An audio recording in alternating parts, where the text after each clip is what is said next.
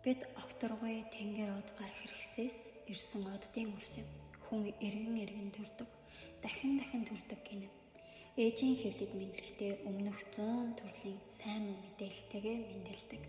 Аавын, ээжийн талын өмнөх төрлийн сайн муу халтай мэдээллийг ген, ДНХ 23 хос томолчондоо тээгээд ирдэг. Энэ удмын ус болсон бид алдаа дутагдлыг засахын тулд засах үүрэгтэйгээр хүн болсон байдаг. Газар дэлхийдээ тарьсан хохирлоо тайлах, дахлах хийж парагдуулах.